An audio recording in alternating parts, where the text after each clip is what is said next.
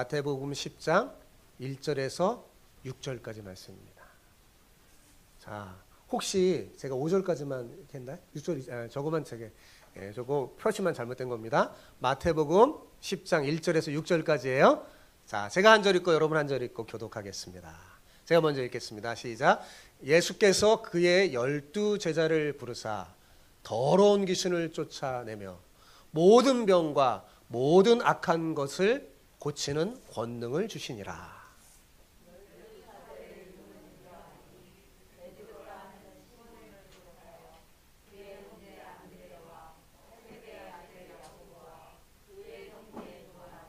빌립과 바돌로메, 도마와 세리마테, 알파오의 아들 야고보와 다데오.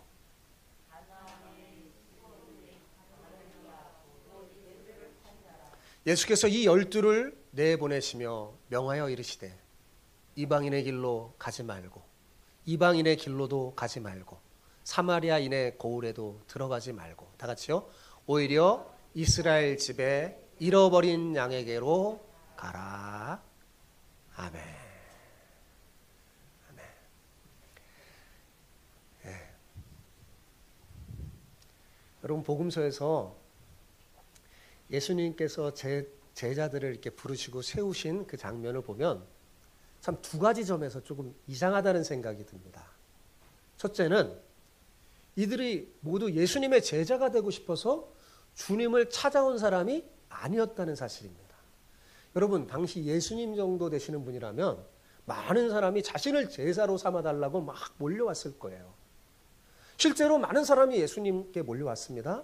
그리고 그들 중에 여러 사람이 자기 제자로 삼아달라고 요청한 적도 있었어요. 그런데 예수님은 그런 사람 가운데서는 제자를 선택하지 않으셨어요.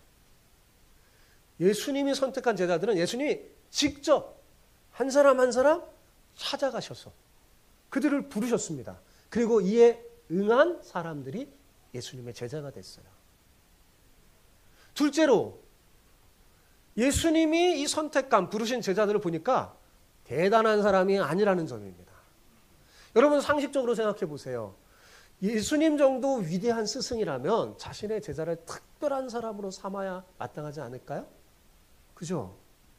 이게 정말 이상해요. 예수님 정도 위대한 스승이면 수많은 제자들이 막 나 제자 삼아달라고 막 몰려왔을 텐데 그들 중에 특출하고 시험 봐서 그죠? 예? 등수에 안에 든 사람들 이렇게 뽑을 것 같은데 예수님은 이상하게도 그렇게 하지 않으셨어요. 이상하게도 예수님은 특별한 사람, 능력 있는 사람이 아니라 대체로 평범해 보이는 사람을 제자로 삼았습니다. 예수님은 제자가 될 합당한 그런 인물을 부르지 않고 오히려 부족해 보이는 인물을 부르셨어요. 여러분 왜 그러신 걸까요? 바울은 그 이유를 누구도 하나님 앞에 자랑하지 못하게 하려 함이라 이렇게 말했지만 저는 이것을 보면서 어떤 생각이 들었냐면 야 우리에게 참 소망이 있구나. 나처럼 제자됨 자질이 없는 나도 주님의 제자가 될 수 있구나 라는 소망이 들지 않습니까? 그런 소망을 가지게 됩니다. 여러분 예수님의 이 12 제자와 마찬가지로 우리 역시 내 자신의 뜻과 결정으로 주님을 따르게 된 것이 아닙니다. 여러분 봐보세요. 여러분이 예수님 믿게 된 거 가만히 생각해 보세요. 여러분이 내가 예수님을 기필코 믿어야 되겠다. 여러분이 막 자신의 뜻과 결정으로 돼서 예수님 믿는 사람 그리 많지 않아요. 그죠? 왜 우리가 예수님 믿게 됐어요? 주님이 우리를 택하시고 부르셨기에. 그래서 예수님 믿게 됐고 믿음의 길을 가게 된 거 아닙니까? 그렇죠. 그러므로 내가 이 모든 결정을 했다고 오해하거나 착각하지 말길 바랍니다. 주님께서 우리를 먼저 사랑하셔서 찾아오시고 불러주지 않았다면 우리는 이 믿음의 길을 갈 수 없었을 겁니다. 그러므로 예수님을 믿는 것은 자랑할 수 있는 게 아니에요. 그건 뭐예요? 감사하는 거죠. 그죠? 감사하는 거예요. 주의 은혜임을 영광 돌리며 감사하는 거예요. 자, 그렇다면 예수님은 왜 제자를 부르신 걸까요? 예. 오늘 설교 제목이 제자를 부르신이에요. 예수님은 왜 제자를 부르신 걸까요? 그것은요. 그 앞구절하고 연결되어 있어요. 앞구절에 예수님이 뭐라고 그랬어요? 추수할 곡식은 많은데 일꾼이 부족하다 그랬어요. 목자 없는 양들이 고생하면서 기진하는 걸 보면서 저들을 비유적으로 추수할 곡식으로 비유했어요. 추수할 곡식 많은데 일꾼이 부족하다 하면서 예수님이 제자를 왜 불렀냐? 그들을 추수할 일꾼으로 훈련해서 목자 없는 양같이 고생하며 기진하는 사람들에게 보내기 위함이었습니다. 본문에서 가장 중요한 단어는요. 1절에 부르사라는 단어예요. 여러분 성경에서 거기다 줄을 치세요. 부르사. 그 다음에 5절에 내보내시며 라는 두 단어가 굉장히 중요한 거예요. 왜 부르셨어요? 내보내시기 위해서. 예수님이 제자들을 부르신 이유는 분명합니다. 이들을 훈련해 세상 가운데 어떻게 해요? 보내시기 위함이었습니다. 그래서 이들로 목자가 없어서 기진하고 고생한 그 양들에게 풍성한 양식을 먹여서 하나님 나라로 인도하기 위함이었어요. 여러분, 창세기에 보면 하나님이 아브라함을 부르신 이유도 마찬가지였어요. 하나님이 아브라함을 왜 부르셨냐? 그를 부르시고 훈련시켜서 보내시기 위해서. 아브라함을 부르면서 그러죠. 너희 친척 본토 아비집을 떠나 내가 지시한 땅으로 가라. 그러죠. 보내시기 위해 아브라함 부르신 거예요. 그리고 아브라함 부른 다음에 하나님 뭐냐면 훈련시켰어요. 때로는 기근을 통해서 또 여러 가지 사건 사고를 통해서 사람과의 관계 속에서 훈련시켰습니다. 그리고 잘 훈련된 아브라함을 어디로 인도했어요? 가나안 땅으로 인도해서 세계 모든 민족의 복의 통로가 되게 하셨어요. 왜 아브라함을 선택하냐? 그를 불러서 가나안 땅에 보내 그를 통해 세계 모든 민족을 구원하게 하기 위해서. 그래서 아브라함을 부른 거예요. 그래서 오늘날 우리가 이 아브라함을 뭐라고 부릅니까? 믿음의 조상이라고 부르는 거잖아요. 그러니까 모든 예수님을 믿는 사람들의 조상이라고 불릴 정도의 그런 큰 축복을 받은 거죠. 여러분, 여기에서 우리는 교회의 존재 목적을 발견하게 됩니다.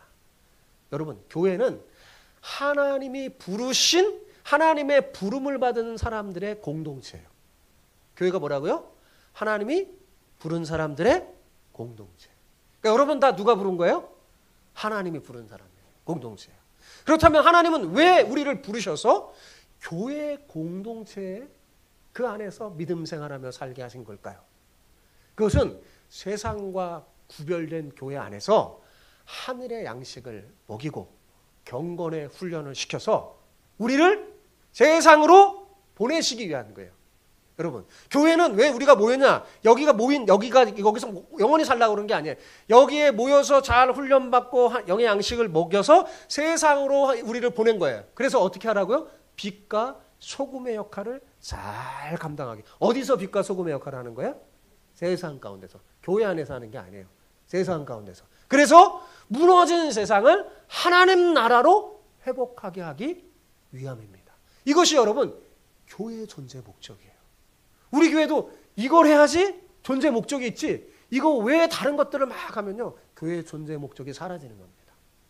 자, 그래서 이를 위해 우리는 뭐예요? 주일날 모여서 예배함으로, 주일날 모여서 예배함으로 해야 될 게 뭐예요? 하늘의 지혜와 힘을 공급받는 거예요.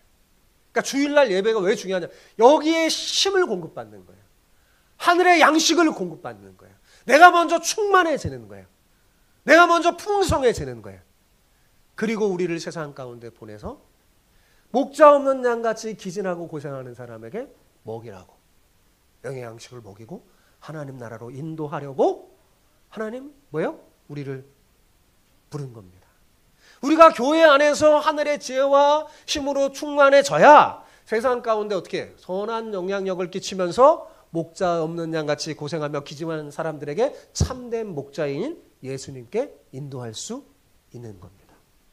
여러분, 그 역할을 잘 감당하는 여러분 되시기 바랍니다. 그래서 여러분이 이게 예배를 드린 다음에 뭐예요? 힘을 얻어서 가서 뭐 하는 거예요? 주를 알지 못하는 목자가 없는 사람들을, 이게 참된 목자가 계시다는 것, 참 행복한 삶을 있다는 것을 알려주면서 뭐예요? 주께로 인도하며 하나님의 집으로 인도하는 거예요. 그런 사람이 복 있는 사람인 줄 믿습니다. 우리 옆 사람에게 축복하면서 인사합시다. 자, 이렇게 하는 거예요. 세상 가운데 보내진 주님의 제자로. 이렇게 시작. 세상 가운데 보내진 주님의 제자로 선한 영향력을 끼치며 살기를 축복합니다. 선한 영향력을 끼치며 살기를 축복합니다. 합치면 됐죠? 자, 시작. 세상 가운데 보내진 주님의 제자로 선한 영향력을 끼치며 살기를 축복합니다. 아멘. 아멘. 네. 자, 1절을 볼까요? 1절 같이 읽어봅시다. 시작. 예수께서 그의 12제자를 부르사 더러운 귀신을 쫓아내며 모든 병과 모든 약한 것을 고치시는 권능을 주시니라. 자, 예수님이 누굴 부르셨어요? 12제자를 부르셨어요. 그죠? 그런데 여러분, 이 부름은 처음 부름이 아니에요. 예수님이 제자들 이때 처음 부른 게 아니에요. 예수님은 이미 이들을 어떻게 해요? 개인적으로 찾아가서 부르셨어요. 베드로는 베드로대로, 요한은 요한대로. 네. 각각 주님이 개인적으로 찾아가 부르시고 이미 제자를 삼으셨어요. 그러면서 예수님은 이들을 데리고 다니면서 하나님 나라의 복음을 말씀하시고 가르치고 훈련했죠. 그래서 앞서 산상수훈에 그죠? 설교를 하시면서 가르쳐 주셨어요. 여러분, 제자가 헬라어로 마테테스라고 합니다. 마테테스는 무슨 뜻이냐면 따르는 자, 배우는 자인데, 즉 어떤 사람이냐면 스승에게서 가르침과 훈련을 받고 그를 따르는 사람이에요. 제자가 뭐라고요? 스승에게서 가르침과 훈련을 받고 어떻게 해요? 그를 따르는 사람. 단순히 배우고 학습하는 자가 아니라 함께 생활하면서 스승의 모든 삶을 보고 배우는 거예요. 그리고 그 사상과 그 가르침을 그대로 받아들이고 자신의 지표로 삼아서 철저히 스승을 따라 사는 자를 말합니다. 그게 뭐예요? 그게 제자예요. 그러니까 지금까지 예수님은 이 12제자를 12제자를 지금 데리고 다니면서 훈련시킨 거죠. 그래서 예수님의 12제자는 예수님이 가는 곳이면 어디든지 함께 가면서 함께 먹고 자고 생활하면서 예수님이 하시는 것을 직접 눈으로 보고 뭐요? 배웠어요. 우리가 지난 시간 계속 살펴봤던 수많은 기적의 역사들도 그 옆에 누가 있었어요? 제자들이 있었어요. 제자들이 보고 배웠어요. 병자들은 어떻게 고치시는지, 귀신은 어떻게 내어 쫓는지, 연약한 자를 어떤 마음으로 예수님이 대하시는지, 기도는 어떻게 하시는지, 어떤 가치를 추구하시는지 보고 배웠어요. 그리고 때가 되자 지금 예수님이 뭐예요? 부르신 거예요. 아시겠죠? 부르신 거예요. 자, 앞에서 제가 예수님이 왜 제자들을 부르셨다고 했어요? 그 목적이 뭐라고요? 그들을 세상 가운데 어떻게 해요? 보내시기 위해 부르셨어요. 그러니까 본문은 문맥상 예수님께서 이미 부른 제자를 데리고 다니면서 훈련하다가 드디어 뭐 하는 장면이에요? 파송하는 장면이에요. 파송식을 하는 장면. 부르려고, 보내려고 부른 거예요. 제자들은 이때부터 예수님의 사역을 계승해서 실제 사역을 펼쳐가야 했어요. 지금까지는 보기만 했고 배우기만 했는데 이제는 앞으로는 뭐예요? 실제로 자신들이 예수님이 하는 일을 해야 했습니다. 여러분, 실전 경험이 없는 이론은 힘이 있겠어요? 없겠어요? 힘이 없어요. 경험이 있어야 되죠. 그 실전 경험이 있어야 제대로 아는 거예요. 그렇지 않으면 제대로 알 수가 없죠. 자, 예수님이 이제는 실제로 실전 교육을 시키는 겁니다. 자, 근데 오늘 본문만 보면 예수님께서 이 12제자를 갑자기 부르는 것처럼 보여요. 그죠? 그런데 여러분 그렇지 않습니다. 누가복음을 보면요, 예수님이 이 12제자를 부르기 전에 밤을 새워 기도했다는 사실을 알 수 있습니다. 신중하게. 여러분 누가복음 6장 12절 13절 같이 한번 읽어볼까요? 자, 시작. 이때 예수께서 기도하시러 산으로 가사 밤이 새도록 하나님께 기도하시고, 어떻게 해요? 밤이 새도록 기도하시고. 계속 읽어봅시다. 밝음에 그 제자들을 부르사 그 중에 12를 택하여 사도라 칭하셨으니. 자, 여러분 어때요? 예수님이 그냥 갑자기 그냥 제자들을 부르신 게 아니죠. 이들을 놓고 어떻게 했어요? 밤을 새워 기도했어요. 하나님께 기도했어요. 아마 예수님이 기도했겠죠. 아버지요, 내가 이 12를 제자로 삼아 하나님의 나라의 일을 감당하려고 하오니 이들과 함께 해주옵소서. 밤을 새면서 기도했어요. 왜 그러면 밤을 새면서 이렇게 막 힘쓰면서 기도했냐? 그것은요, 이들을 세상 가운데 보내야 되는데 마치 양을 이리 가운데 보내는 것처럼 힘든 상황이었기 때문입니다. 그래서 오늘 10장 본문에 보면 뒷부분에 보면 나와요. 예수님이 내가 너희를 이제 보내는데 참 양을 이리 가운데 보는 게 같더라. 그러니까 너희들은 비둘기같이 순결하고 뱀처럼 지혜오라. 그런 말씀하세요. 그러니까 상황이 그래요. 그러니까 그렇게 기도한 거예요. 자, 그래서 예수님은 이들을 그냥 보내지 않고 권능을 주셔서 보냈어요. 어떤 권능입니까? 어떤 권능을 주셔서 보냈어요? 읽었잖아요. 그 본문. 더러운 귀신을 쫓아내며 모든 병과 모든 악한 것을 고치는 권능이었어요. 한마디로 이 권능은 뭐예요? 주님께서 행하시던 일을 할 수 있는 능력이었습니다. 여러분, 이것은 우리의 선천적인 능력이에요? 아니에요. 태어날 때부터 이런 능력을 가지고 태어난 사람은 세상에 아무도 없습니다. 또한 동시에 이것은요, 후천적으로도 얻을 수 있는 게 아니에요. 세상 어디로부터도 얻을 수 없어요. 여러분 학원에 다니면서 하루에 10시간씩 막 어떻게든 노력하고 배우면 귀신을 막 쫓아내며 병든 자를 고칠 수 있습니까? 절대로 그럴 수 없어요. 얻을 수가 없어요. 이건 세상 어디에서도 얻을 수 없습니다. 돈을 주고도 살 수 없어요. 오직 누구에게만 얻을 수 있는 거예요? 주님에게만. 주님만 주실 수 있는 권능, 능력이에요. 자, 그런데 주님이 주신 이 권능이 뭔가 가만히 살펴보면요, 이 권능은요, 우리의 상황을 좋게 하는 능력은 아니에요. 뭐가 아니라고요? 우리의 상황을 좋게 하는 능력이 아니에요. 쉽게 얘기하면 돈이나 권력 같은 능력이 아닙니다. 돈이나 권력 같은 능력이라면 좀 편안하고 상황이 형편 좋게, 상황을 좋게 만들 수 있을 텐데 주님께서는 그런 걸 주시지 않으셨어요. 뭐만 주신 거예요? 주님처럼 행하시는 능력만 주셨어요. 그래서 제자들이 이 권능을 받았음에도 불구하고 여전히 힘들고 어렵게 고생하며 사역해야 했던 것입니다. 그러나 제자들이 이 권능을 사용할 때 그곳에 하나님의 나라가 임했고 치유와 회복이 일어났어요. 주님이 하신 그 일들을 해면서 이들이 놀랍니다. 마태복음에는 나가서 훈련한 다음에 와서 보고하는 내용이 없는데 마가 누가복음에는 기뻐갖고 이들이 주님처럼 막 귀신을 내어줬고 병든 자를 고치니까 놀래서 예수님 앞에 보고하는 장면이 나와요. 그러니까 이들이 가는 곳에 치유와 회복이 일어났어요. 자, 그런데 여기서 우리가 명심해야 될 것은 뭐냐? 이 권능은 우리 자신에게서 나오는 것이 아니라는 사실입니다. 절대로 교만하면 안 돼요. 대단해서 이 권능이 행해지는 게 아니에요. 이것은 뭐예요? 주님에게서 나오는 능력으로 주님이 주시는 거예요. 그래서 제자들은 이 권능이 필요할 때마다 어떻게 했을까요? 그렇죠. 기도했습니다.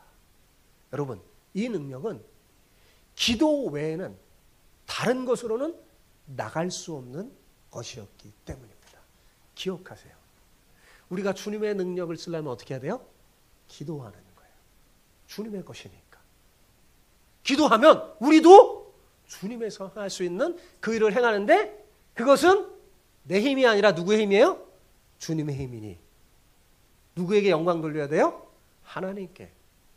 내가 윽쓱하면서 교만해지면 안 되는 거죠. 네.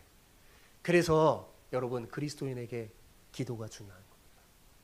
기도하는 자는 주님의 능력을 얻을 수 있습니다. 자, 2절 4절 봅시다. 다시 읽어보겠습니다. 시작.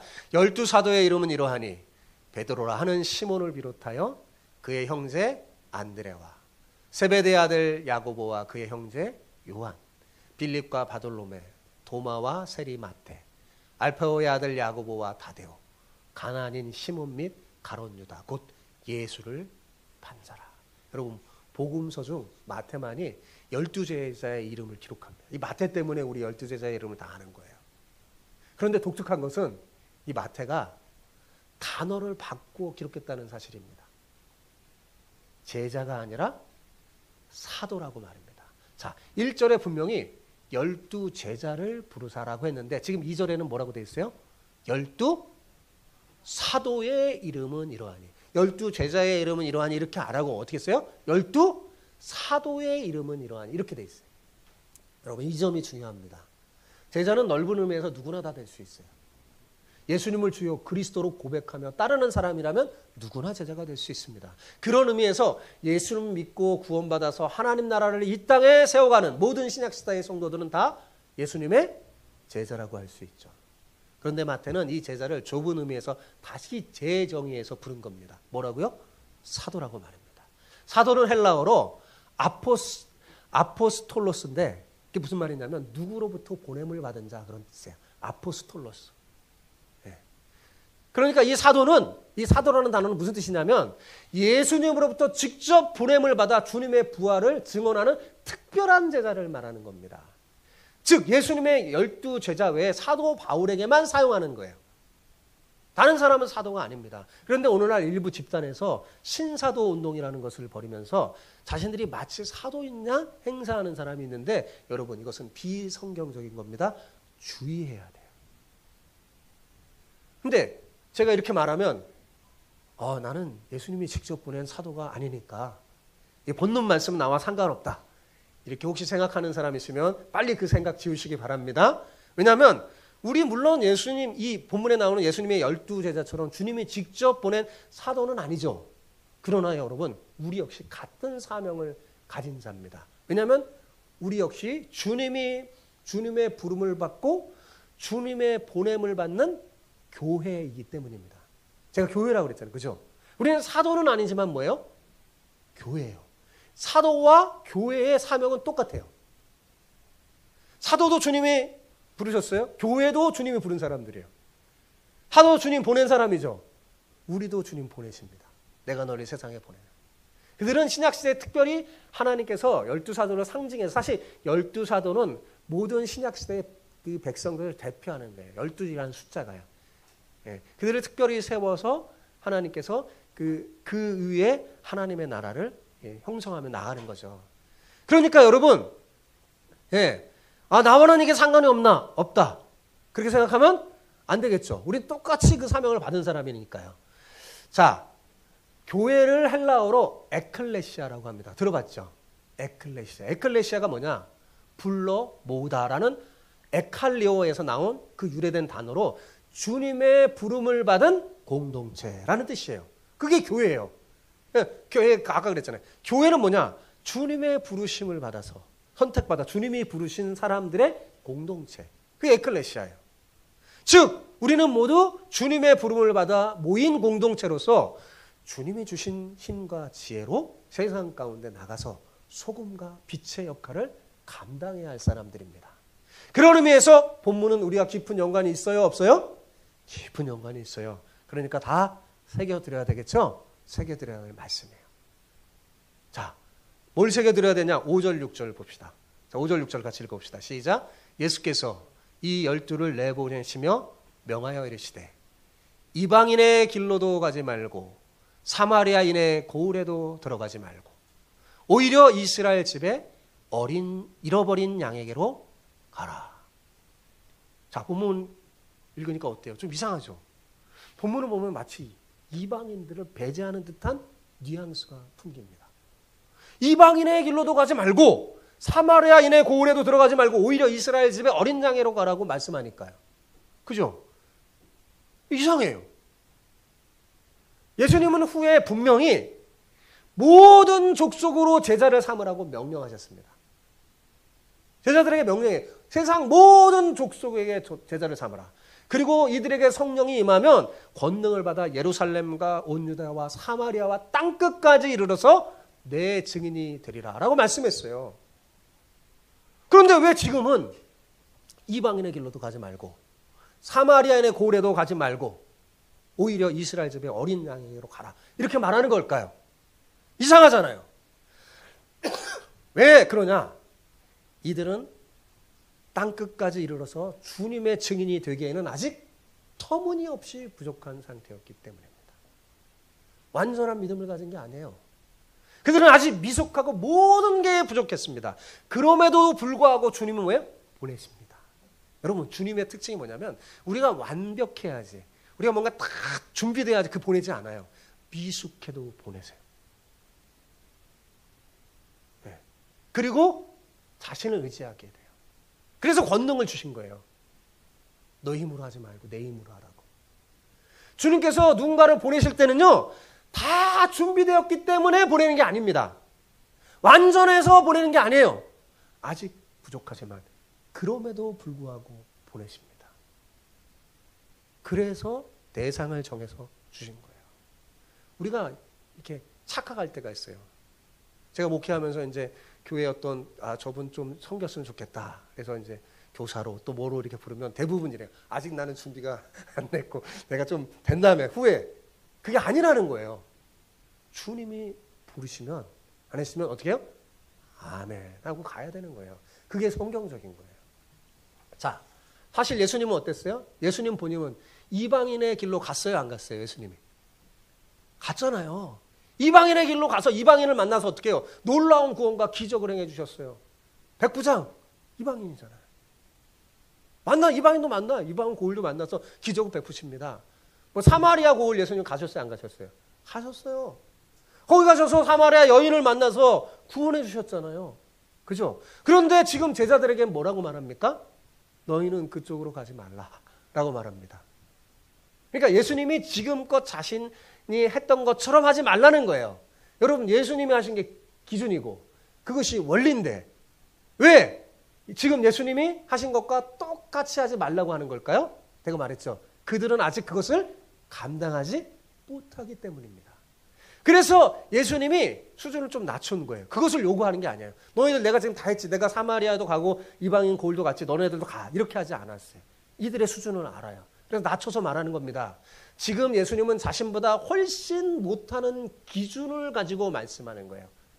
이방 땅에 가지 마. 사마리아 땅에도 가지 말어. 이스라엘에게만 가라. 이렇게 말해요. 왜요?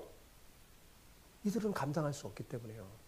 그래서 이들이 감당할 수 있는 만한 그곳에 보내는 거예요. 지금 제자들은 이방인의 길로 가면 감당할까요? 못할까요? 못해요. 다 도망갈 거예요. 너무 힘들어서. 사마리아 사람도 감당할 수가 없습니다. 이스라엘 집에 어린 양만 가는 것도 사실은 어때요? 감당할까 말까 하죠. 그래서 예수님은 그들이 감당할 수 있는 만큼만 맡겨주신 거예요. 자, 어때요? 이해가 되시죠? 예수님 왜 이렇게 말씀하셨는지. 예수님은 아주 친절하세요. 그리고 후에 감당할 만할 때 뭐요? 모든 족속으로 제자를 삼아라. 그렇게 말씀하시는 거예요. 여러분, 지금 나에게 맡겨져 있는 내가 감당할 수 있는 작은 일에도 충성하지 못하는데 나중에 큰 일이 생기면 충성할 수 있을까요? 없습니다. 지금 무언가 조금 희생하고 헌신해야 되는데 내가 그걸 지금 못하면 나중에 중요한 일이 생기면 크게 헌신하고 충성할까요? 아니, 못합니다. 여러분, 지금 할 수 있는 걸 해야 돼요. 주님께서는 처음부터 우리에게 큰 것 안 맡겨요. 우리가 감당할 수 있는 것, 작은 것 맡깁니다. 그리고 우리가 이걸 잘 감당하면 어떻게 하시는지 아세요? 주님이 우리에게 이렇게 말합니다. 착하고 충성된 종아, 내가 지극히 작은 것에도 충성하니 내가 더 큰 것을 맡겨주마 라고 칭찬하면서 더 크고 복된 길로 인도해 주시는 겁니다. 여러분, 우리 중고등학교 청년들을 보면 굉장히 바빠 보여요. 얼마나 공부하느라고 피곤해서 우리 도윤이 피곤해. 이들은 있잖아요. 공부 안 해도 마음이 바빠요. 공부해도 바쁘지만 특히 고등학교 때 신앙생활 잘한다는 건 너무 어려워요. 저도 잘 알아요. 그래도 고등학교 고1, 고2 때는 조금은 할 수 있는 것 같은데 고3 되면 어떻습니까? 못합니다. 그때 제일 힘들다고 생각하죠. 자, 그러면 야, 내가 대학에 들어가면 잘해야지. 그럼 대학에 들어가면 쉬울까요? 여러분, 대학에 들어가면 또 취업 준비하느라고 바쁩니다. 힘들어요. 그럼 취업하면 어떨까요? 더 힘들어집니다. 이제는 결혼도 해야 되고, 그죠? 더 할 일이 많아져서 신앙생활 잘하기 더더욱 힘들어져요. 그럼 결혼하면요, 더더욱 힘들어져요. 자녀를 양육하고 가정을 돌보는 일을 하느라고 너무너무 힘듭니다. 그래서 다들 나중에 형편이 조금 나아지면 잘하겠다고 하지만 나중이란 없어요. 여러분. 그러다 보면 벌써 하나님 나라가 다가왔을지 몰라요. 여러분, 제가 왜 이런 얘기를 할까요? 지금 상황이 내게 가장 큰 손해 같고 희생처럼 보여도 지금 감당하지 못하면 나중에는 더더욱 감당하지 못하게 됩니다. 지금 감당해야 돼요. 지금 할 수 있어요. 지금 작은 것부터 감당하면 후에는 더 큰 것도 주님이 맡겨서 하나님 나라의 충성된 일꾼으로 쓰임받을 수 있습니다. 그리고요, 여러분, 우리가 주의 일을 감당하면 절대로 손해보지 않아요. 하늘의 지혜와 힘을 주셔서 이 세상에 선한 영향을 끼치는 복된 사람으로 만듭니다. 여러분, 오늘 본문의 12 제자의 명단을 한번 잘 살펴보세요. 그들이 대단한 사람이 아니라는 것을 알 수 있습니다. 그들은 권세를 가진 사람도 아니었고 유명한 사람도 아니었습니다. 많이 배운 사람도 아니었어요. 지극히 평범하고 일반적인 사람이었습니다. 마태는 유대인들이 그렇게 싫어하던 세리였어요. 그리고 마태가 기록한 자기의 명단에 자기 이름에 거기 넣죠. 아, 나는 죄인이요. 세리였던 마태다.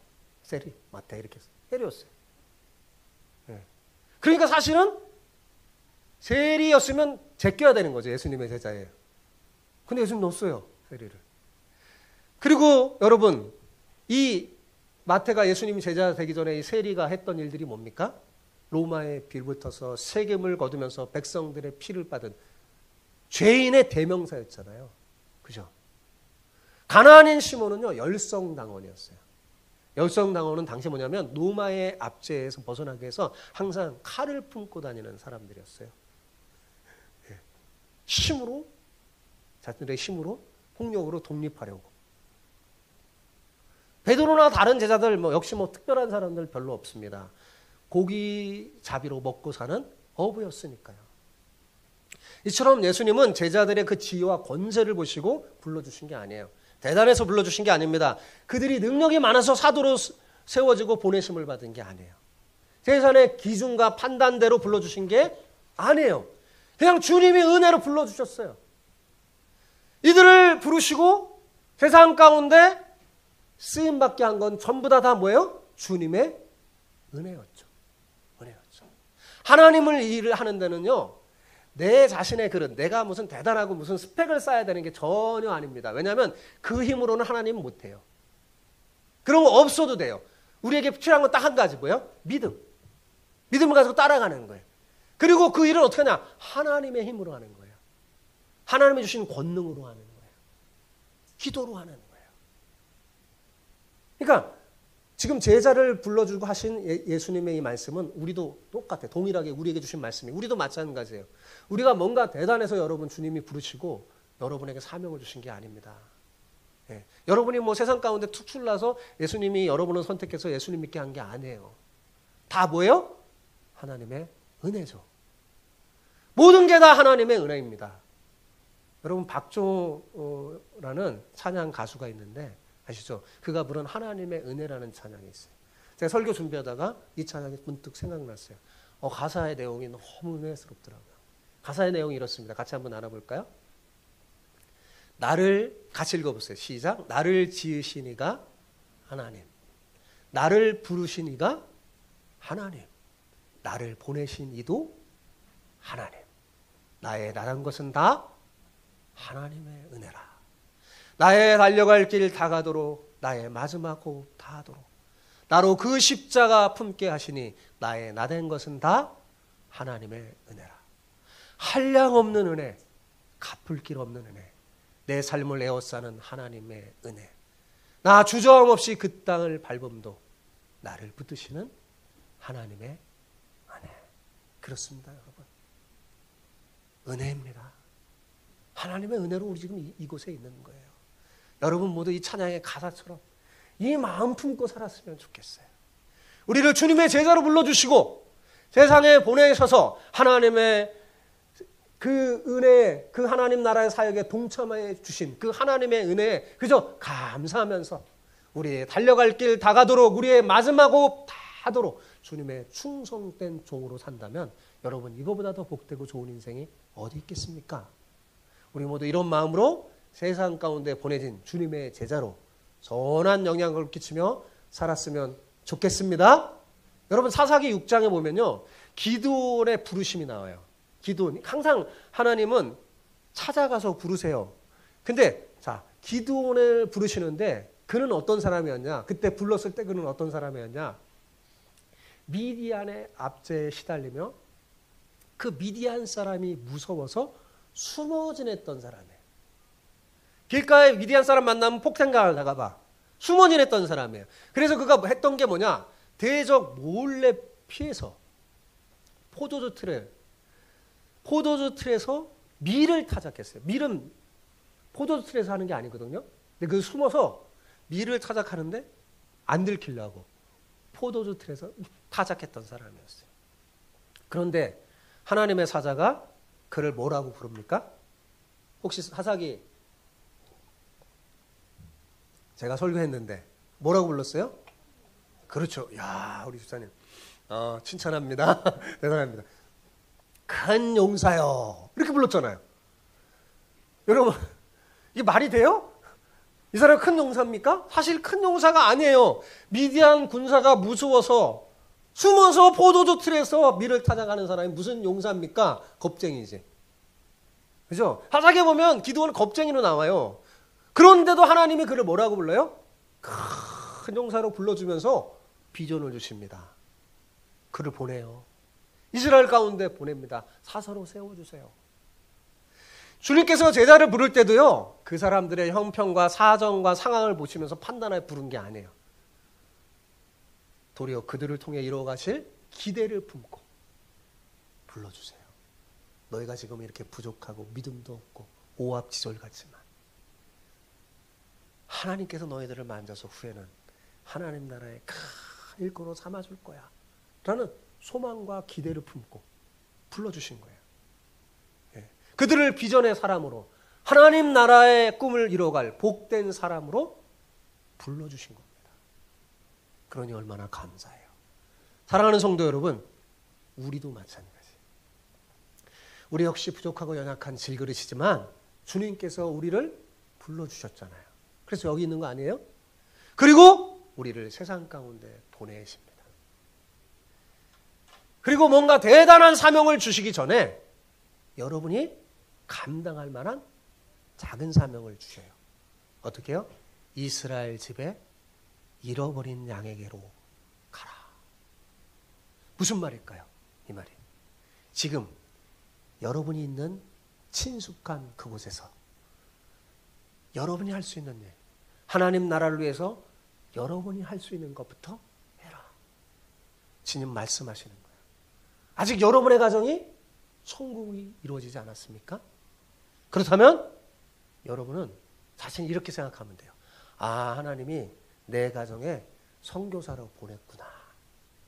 가정으로 보내신 선교사라고 생각하시기 바랍니다. 하나님이 지금 말하는 거야. 뭐 다른 데 대단한 거 하지 말고 너 네 가정에서 가서 거기서 빛이 돼. 거기서 소금으로 살아. 그거 감당할 수 있잖아. 주님 지금 말씀하시는 거예요. 여러분의 가정에서 주님의 제자로 살아. 사탄의 권세를 여러분의 가정에 쫓아내 버리시고, 네? 사탄의 권세가 막 쫓아내시고, 네. 영원히 병든 가족 식구들을 치료하고 모든 약한 것을 고치시기 바랍니다. 제가 어떻게 해요? 아니요. 주님이 그런 권능을 어떻게 해요? 주셨다고 지금 말하고 있어요. 여러분, 여러분에게 주셨어요. 여러분이 주님께 기도하면요, 악한 사탄의 세력이 물러납니다. 여러분이 귀신을 쫓아낼 수 있어요. 그리고 수많은 영혼이 병들어서 쓰러져 있는 사람들의 영혼을 치료할 수 있어요. 회복시킬 수 있어요. 모든 약한 것을 고칠 수 있어요. 그 권능을 주셨어요. 여러분이 대단해서가 아니라 여러분이 주님 제자이기에. 그러니까 내 자신의 부족함을 보지 말고 주님을 믿고 의지하면서 지금 뭐예요? 지금 내게 맡긴 작은 일 거기에 충성하시기 바랍니다. 거기서 빛과 소금의 역할을 잘 감당해 보세요. 그러면 여러분 주님께서 이렇게 말할 거예요. 착하고 충성된 종아, 내가 지극히 작은 것에도 충성하니 내가 더 큰 걸 주마 라고 칭찬해 주면서 더 좋고 복된 길로 인도해 주실 줄 믿습니다.